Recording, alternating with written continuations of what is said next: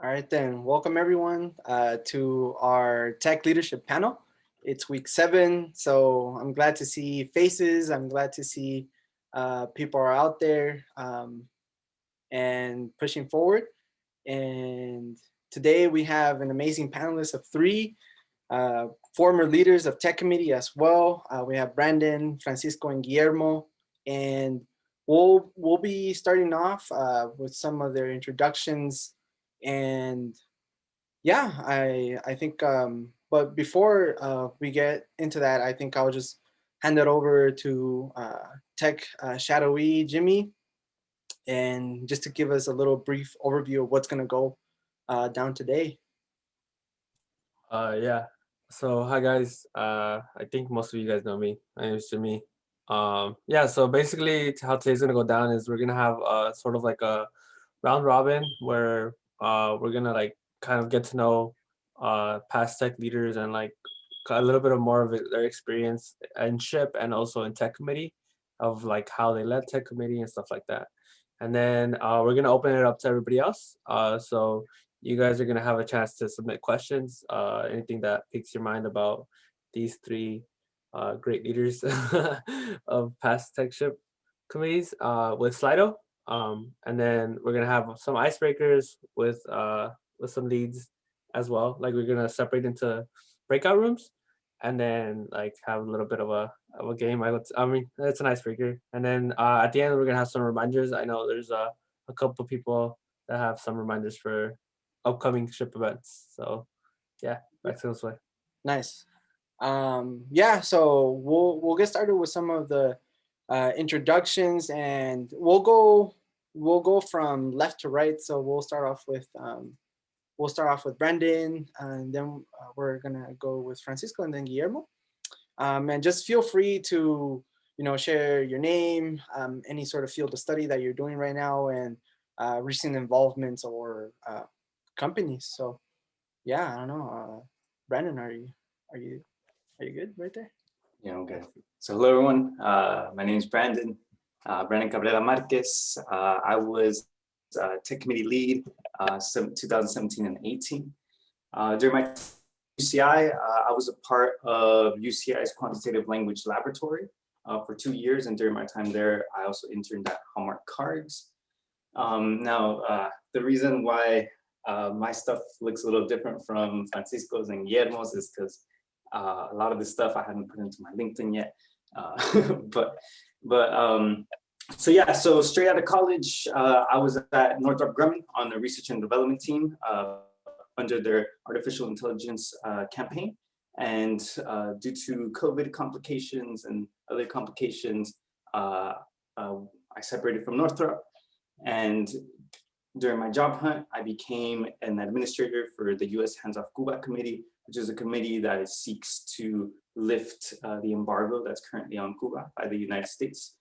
And as of last week, I started my role as a data scientist at IBM. So yeah. Nice. Thanks for sharing a little bit about that. Yeah, Francisco, could you go ahead and just share a little bit of recent involvements, field of study, and yeah, just tell us where you are. Yeah. So hey everybody, my name is Francisco Loya. I was the 2018 to 2019 tech committee head.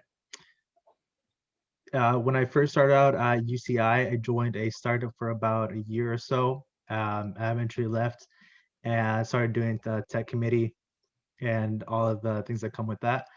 And I actually took off 6 months at the end of my junior year in order to become a full stack developer co-op at IBM in San Jose.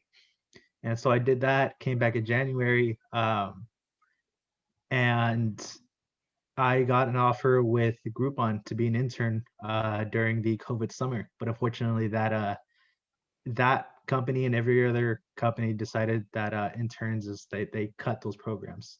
So unfortunately, but I completely missed the entire step actually. For about a little less than a year, when I actually came back from IBM, I was an Android app development instructor with CodePath.org. CodePath normally just calls us tech fellows. And yeah, so fast forwarding a little bit, now I am going to be graduating next month, actually, March 2021, and I'll be a software development engineer at Groupon Nice. in Chicago.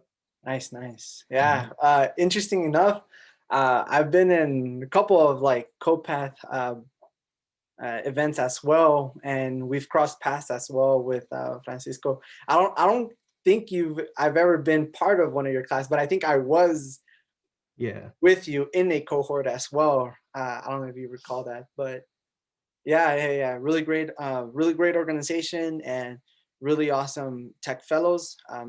Same thing with like the research position with Brandon. somehow I landed in a professor meeting with the quantitative, and there was like language processing research. But no, I thank you too for sharing a little bit more about yourselves. And Guillermo, want to give your spiel?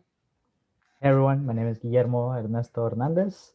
I was the tech committee lead from 2019 to 2020, so just last year. During my time at UCI, I was part of a startup called Viewsar. I believe Josue is also a part of that startup as well. They gave me a lot of opportunities to, just learn a lot of web development, which is what I've been growing to do a lot now. After graduating, I actually decided to become the director of information technology for SHIP Orange County. That chapter of SHIP is trying to rebuild, and I wanted to be part of that rebuild to have another stable chapter. And I also found a lot of work in contracting. Currently, I'm employed with the Pasadena Consulting Group. So as a consulting group, we have a lot of projects with a lot of different organizations at the moment. We're currently working on a project for the city of San Diego, doing full stack development, which is a lot of fun. And yeah, I'm still down here in SoCal, enjoying the weather, but yeah, I'm excited to be here. Nice. Thanks. We're excited to have all of you three here today to share a little bit more about what inspired you, what are things that you've shared. So I think we'll move on to our round robin questions, and we'll get started with our first one. And then the way we'll just answer this is everyone will get a chance to answer these questions. We'll follow that same pattern. And so we'll start off with our first question. What motivated you to take a role within SHIP UCI? And if you could sum it up in a word and then maybe, describe a little bit more about that. So we could start it off with you, Brent. Sure. I don't know if I could start it off with the word. I could end it off with the word. Okay. Yeah. But really, what motivated you? Whatever. Yeah. I mean, in all honesty, like when I joined, at the time, Hugo was president, and I feel like around that time there's just a lot of excitement and growth in the member base, and so I was motivated to join just because of the culture, right? Like there was just like a energy of like people want to contribute, right? And so I remember like once like the shadowing programs came around, or I forget how it works, it's been so long. But I remember being like in the board meetings before even being a board member, and just feeling the excitement about like, okay, like we're here to help our friends basically get jobs, right? And then at the same time we're helping ourselves. So basically it was just like the ambience, the culture, and if I were to sum it up, it's like the motivation to impact those around you. So, yeah. Nice. Yeah, I think there's always something within SHIP at least that could give you that like impulse or do something a little bit more for that community. And I know you were mentioning impact, and I think SHIP is very big on that, leaving an impact, whether you're a board member or not. So yeah, thank you for sharing a little bit more on what motivated you, Francisco. Yeah, hey, so the thing that kind of made me wanted to take up a position in SHIP was essentially wanting to give people experience that I would want or that I can imagine myself wanting at each stage in college. As to sum it up in one word, that would be curiosity, where I had to ask myself what would help out the members the most, or I felt would help out the members the most. That let it be tech, like leak code type questions, bringing people in who intern at Microsoft, or even talk about tech news, kind of what would somebody want through each stage from freshman to senior that would help them out and get everybody something that would benefit them. Nice. Yeah, I think that connects a lot with, what Brendan was saying, which is to help, not only like UCI people, but these are like your familia already, like friends. So that connects so much in terms of, what sort of material is going to benefit them and grow, and connecting that to curiosity. Guillermo. Yeah, for me, one word would definitely be experience. To go back with a bit of a story, I remember joining tech committee when Brandon was first taking over that. And I remember I didn't have a lot of experience. I went in there, I didn't have a lot of experience with web development. I had barely started coding, and Python, I think for a lot of us who start coding, maybe we barely start on our freshman year, first gen. So I remember I wanted to provide a space where you can get outside of the classroom and actually create some awesome cool projects and get that experience, create that community, just have a good time with your familia. Nice. Yeah, I think I could relate with all those stories, and quite honestly, I'm very lucky to have seen all those different iterations and different ways that it's evolved. It's like most recently, like with Guillermo, when you were here just last year, like how the tremendous growth in terms on our GitHub presence and like running our projects. I think that provided a lot of experience. Same thing with like I can remember the tech news when Francisco was leading us. Man, this guy had us informed with everything. What was going on with Microsoft, bringing in a person from Microsoft. So staying curious and getting that experience, but at the same time building that community, which is the very strong foundation that I saw since the first moment I got invited, by great leaders such as Jessica, Brandon, when I, landed that day. I think most of us were there that first day. I can remember when, there was like 50 plus people in just like one room within UCI. And so it's really amazing to have that sense of community and try to employ all of those things, that you three were mentioning. We'll hand it. I'll hand it off to Jimmy. He'll share what's the next question in regards to our round robin. All right. So as a Shadow E, I've been with Josue for I guess 1 quarter so far, because I just transferred. But I was there, Josue had us working on like the ship dashboard, like this new thing that we want to deploy for ship. So I was like, my question for you guys as well, like I guess what did you guys work on when you guys were tech leads? Because like I was curious and I was like, wait, I want to know what they did. So I guess Brandon, if you wanna start us off. Yeah, sure. So what did we work on as tech leads? Is what you're saying?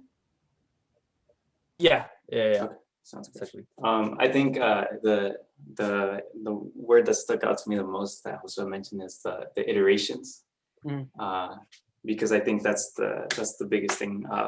I feel like in our iteration. When I say our, when we started it, it was me, Sal, and Carlos Gutierrez.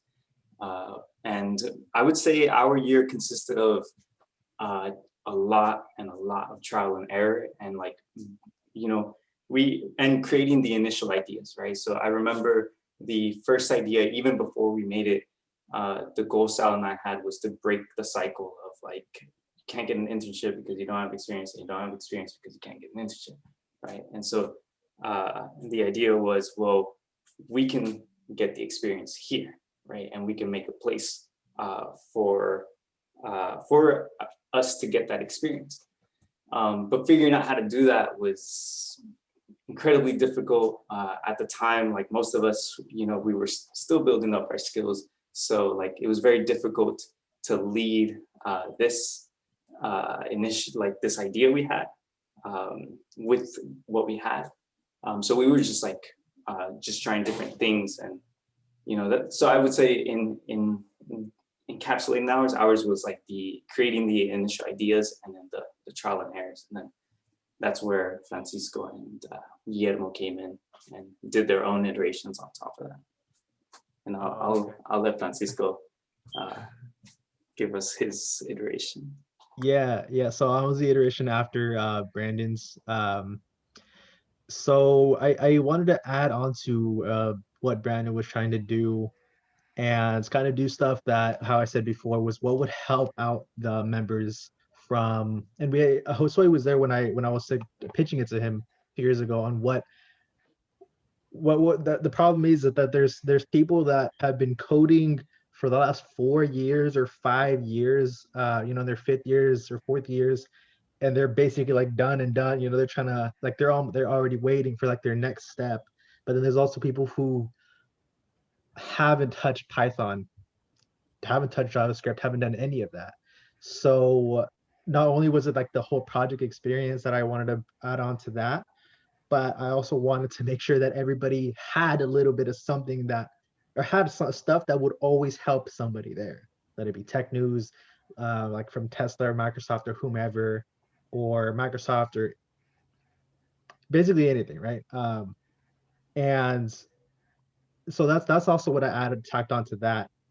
Um, Something else I also worked on was trying to do fundraising, essentially, because we as a committee didn't have any money. And I realized that if we wanted to do stuff with like monetary wise, or maybe subscriptions or whatever, when we were looking at like side projects to like add subscriptions, nobody had money to like do that. And we as a new committee didn't have that. So I thought, why don't we do that? So we fundraised, and it wasn't for the purpose of us, of my iteration to use those funds, but the iteration after. I knew I was going to be gone before we had enough funds for side projects or what have you.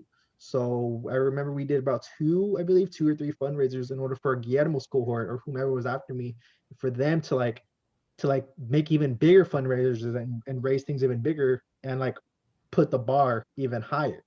So that's what I wanted to do. That was one of the things I needed to do.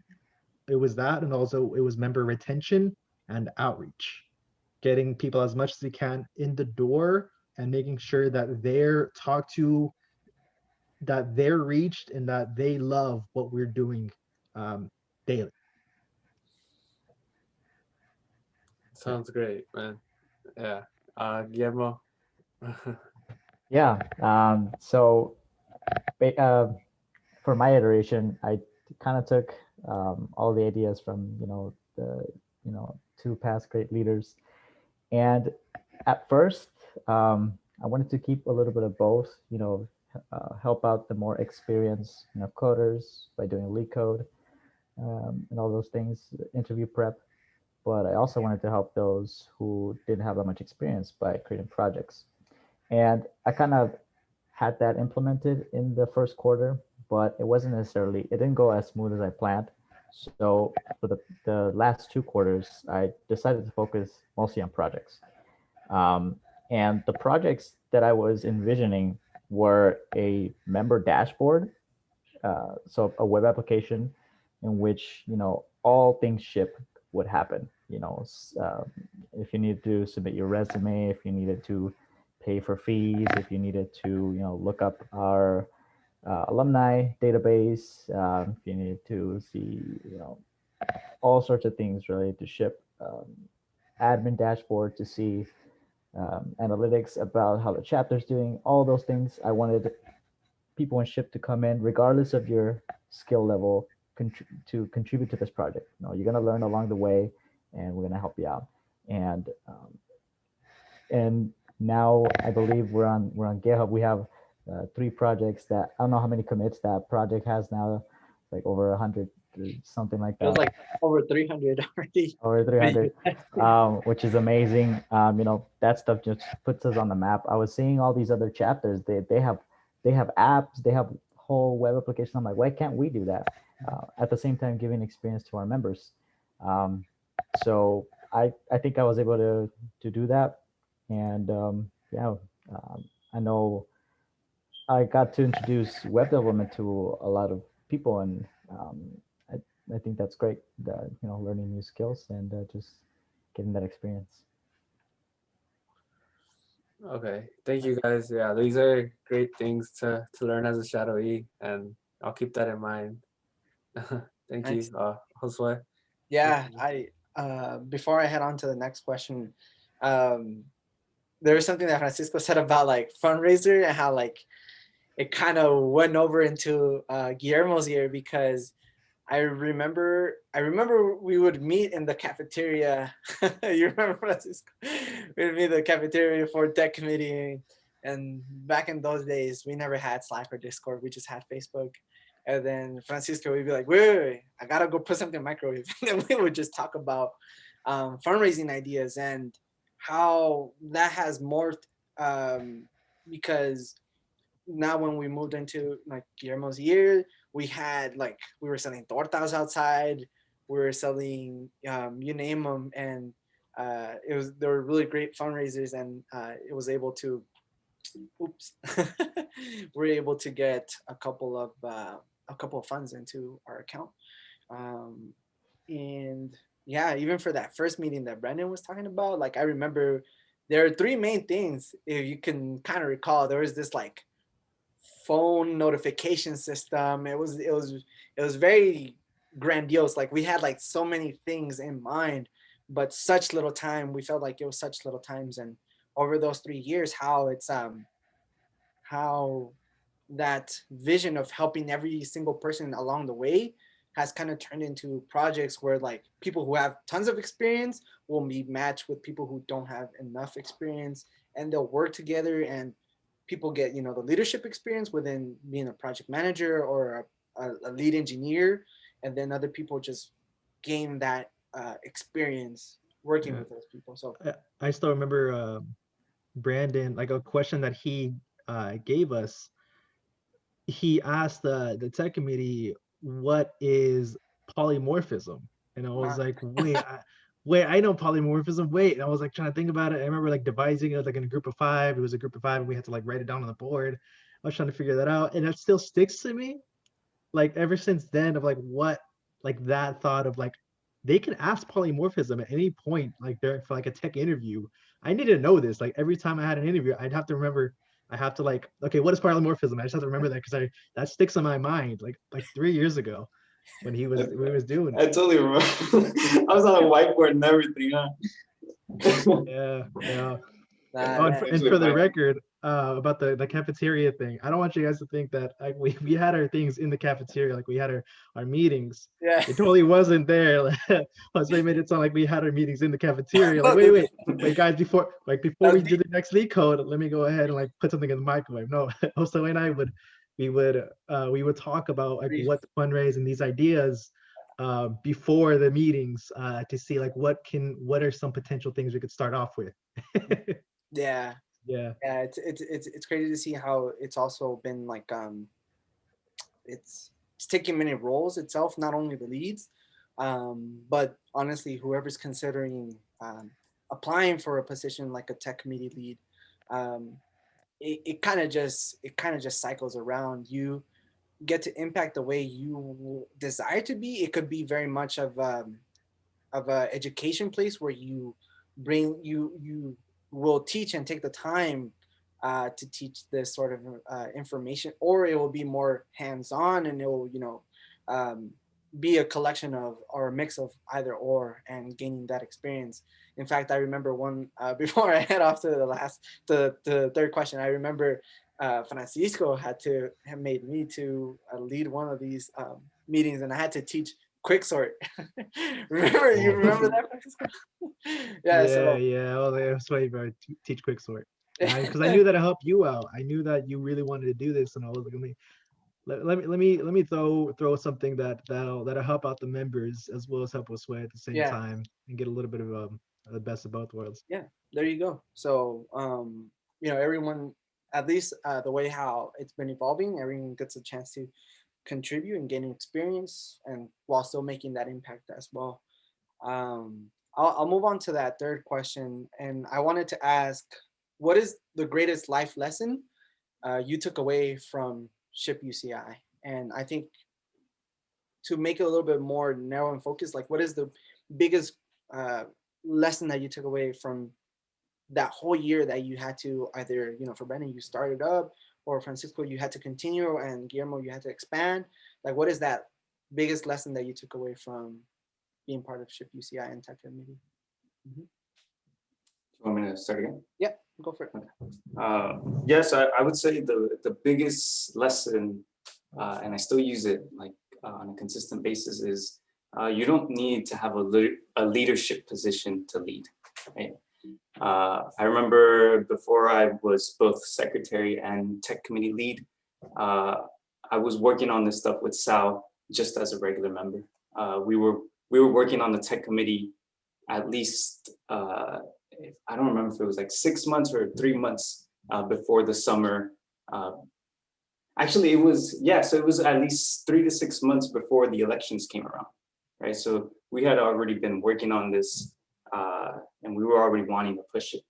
And the thing is that when you do the leadership without the leadership roles, it just leads you into the leadership roles. And I would say, just to exemplify how I still use it, I'm considered a co-admin for the U.S. Hands-Off Cuba Committee. Like I mentioned earlier, their mission is basically to bring the embargo that's currently on Cuba to bring it to attention to those around us, right? And I just volunteered my time. I just like, I'll help you with emails. I did that for SHIP as secretary. I can help out. And then slowly but surely, like, I just started helping out more and more and more and more. And then basically started off I just ended up as one of the admin. So it's just, yeah, just sum it up. You don't need a leadership position to lead. Amazing. Great advice. Life lesson, Francisco? Yeah, that would be initiative.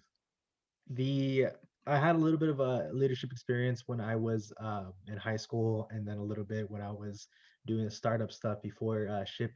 But something that like really pushed it even more was when I was trying to do this and revamp it and trying to figure out, what do I need? What am I allowed to do? I don't even know what I'm allowed to do. There was only one essentially cohort before me, and that was Brandon's. So I kind of realized, like, this is just going to be I don't want to say free for all, but for lack of a better word, it was a free for all for trying to like push the limits of what we can do, and trying to see what would be the best. What do I think would really work? So thankfully, because I did that, when I went out to IBM, I had that initiative in mind, right? When, for example, when I was at IBM, what they really wanted us to do, they wanted us to do stuff on the outside, on the sidelines, besides just work. And nobody in my team did that. They just worked, even though the manager wanted them to do that. I was the only one out of the team of the interns / co-ops to actually do something on the side. And that was in the San Jose area, essentially connect an elementary school with tech, trying to like have an outreach program. So when I left the IBM, the principal still has the contacts to IBM and all Latinos that were in the facility at San Jose. So such that like this elementary school or others can can leverage and see a huge tech company like IBM and see like, oh, these are Latino engineers. And I just took that initiative. I said, I don't know what I'm doing. I'm just going to figure it out as I'm going. That even eventually led me to do the same thing at Android App Dev. I was like, I don't even know what I'm allowed to do, but I'm going to push it to do something that'll help people out the most. So, I mean, I really want to thank Ship for kind of capitalizing and solidifying that his initiative. Beautiful. Thank you. Thank you for sharing, you know, two things as well, you know, that initiative and, you know, just having that spark, I guess, and blank canvas. Well, not nearly blank, right? Because it's been already, you know, kind of a very, you know, foundation on what it was already. But yeah, thank you. Life lesson, Guillermo? Yeah, for me, it's a bit related to what Francisco said, but I think it's about, you know, if an opportunity presents itself, even if you may not know how to, you know, do what the job requires, or if you feel unqualified, or you're just, you know, you have imposter syndrome, or you're just, you know, nervous, taking those opportunities and, like Francisco said, you know, figuring it out along the way. Um, like, I mean, I don't know if, I'm sure the other leads felt like that when they were first, you know, leading the tech committee. Those first, like, what do we want to do? How do we want to, you know, shape this committee, and how can we do that the best way? You know, trial and error, and all that stuff. But another point, I guess I wanted to highlight about what I learned is the importance of having a support system, and, you know, your familia, um, because I don't think I, you know, I owe to a lot of people my successes, especially, you know, those who have been there to know to help me, um, either through classes, either, you know, through, you know, been having a stressful time, you know, just having that family and that support system really helps out. And wherever you go in your workplace, you know, your life in school, if you find those groups, you know, in your company, um, you know, it'll just help you out along the way. Yeah, man. Having that support system is crucial. Thank you for bringing such an important point as well. And I think that same point, that the one that you started off with, is something that was actually mentioned in a previous call during this week, when there was another panelist for SHIP, and past leaders were mentioning the same thing. Like, there's this certain like feel of failure that could be connected with imposter syndrome, especially when you haven't done it before and there's a blank canvas. And so it's really inspiring, and I think it's you know, just goes to show, you know, like leaders, you know, they're actually made through that and kind of refined through those adversities, if we can call them like that as well. um, I wanted to kind of give everyone a heads up. You can drop in a question here at Slido. So if you have your phones, you can do that anonymously. If you had a question, we can just kind of tackle them here. If you wanted to hear something a little bit more, just for instance, best memory, nice.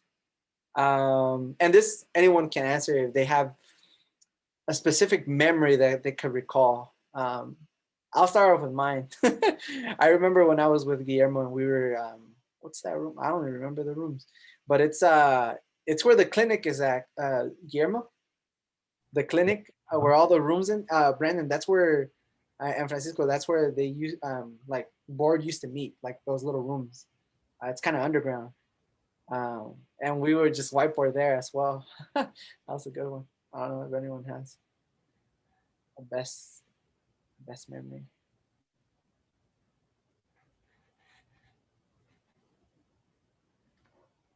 I think one that sticks out to me from Francisco's year, um, I remember I was teaching, this was like the transition period.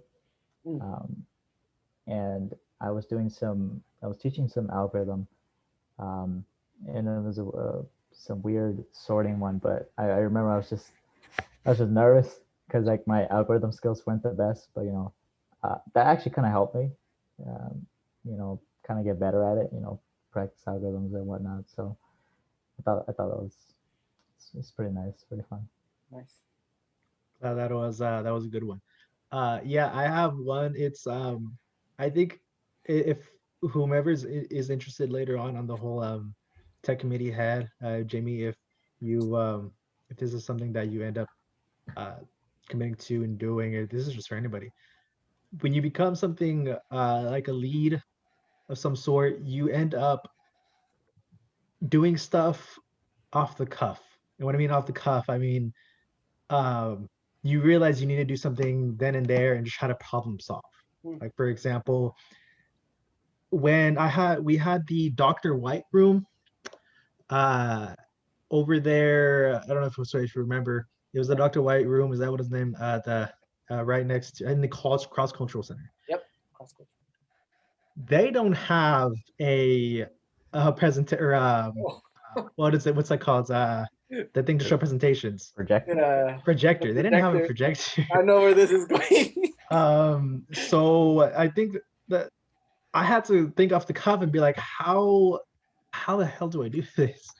So I recall there's in one instance I had to ask my roommate, I think, if I could, he had a projector, and I asked him if he can if I can borrow his projector. He's like, okay.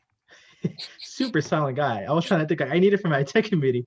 So that was and when I had that, I was trying to figure out, like, I don't even have that projector, can't connect to my laptop. How the hell do I do that? And so I had to buy that off of Amazon, um, and like hook that up. And that was just trying to figure out, like, I need to have this kind of presentation. Like, what do I do? So I had to like leverage my resources. And I think it was at one point it was raining, so I had to like skate with that with me in a plastic bag to like do that. Like, that's not something I didn't expect. Like, oh, I'm gonna be a tech committee head, I'm gonna have a projector in a plastic bag when it's raining, trying to like not get shit wet. So it's like thinking off the cuff is probably something that that you do when you have to lead or think things through for everybody else, which just happens. Great memory, by the way. I remember that very vividly. Like we show up to tech committee like 10 minutes before, and then Francisco's was like, oh man, I don't have the projector. He's like, I need to skate to my apartment and go and bring the projector with me on the skateboard, and that was hilarious. Yeah. Yeah. This was, yeah. Shows how quick problem solving skills too. Just how you connected it. Yeah. Any other best memories or memories in general that you can remember as lead? It's difficult for me to answer this one because it's like the best memory as tech committee lead, because I think for me, I just kind of remember the feeling of it, just like the feeling of being a part of the shipboard. It's something that I don't know. I'm curious if I'll ever feel again, because it's like a weird mix of like these are your friends and at the same time like your colleagues, and it's a lot of fun. It was very fulfilling, and so it's just the feeling of it is what I remember the most. Yeah, I think you mentioned it, like very fulfilling. I think that is a great feeling once you at least for me, when when you lead your first meeting, or you get to try that as for the first time, whether you're practicing and feeling that emotion. Yeah, I think that's very, I could say that it resonates a lot as well. Cool. If there are any other ones, you could bring them up. We had another one in general, like what motivates you. I don't know if anyone wanted to take that one as well. I can answer that one. Mm-hmm. What motivates me is, as cliche as it is a good feeling. It's helping people. So let it be helping people through teaching them what some algorithm is or like the best techniques, but or showing an outreach of like what a Latino engineer is. What's really motivating for me is trying to show someone that you can do something.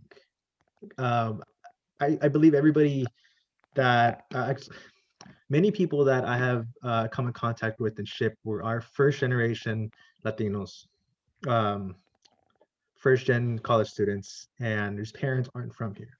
Even if you are, it's still relevant. Where you're still trying to figure out how to cut through and get into the tech sphere. And so when you see someone like you and someone that can potentially help you, I want to be that person to essentially give them ways to get into to tech, and showing them that you can also do it, because there's not a lot of brown faces as much as I would like. And honestly, if there's someone that I want to that needs help, I'm more than willing to do it, just because it's something that motivates me. Beautiful. Yeah, I think putting your foot into the door of tech, it's already hard enough, and then being Hispanic, Latino, however you identify, um, is that added difficulty, and just so many structures that are in society as well. But yeah, if there are any other motivations, I think we'll probably end the round robin at that. I don't know if anyone wanted to share something. What motivates you, Brandon or Guillermo? I can do it. Mhm. I think I would also ditto everything Francisco said. Helping people when it comes to things like shit, that's the biggest motivator. When it comes to like your job, you don't always have the chance to help people. You're helping your the company. But I feel like when it comes to your job, it's the curiosity that comes in more so.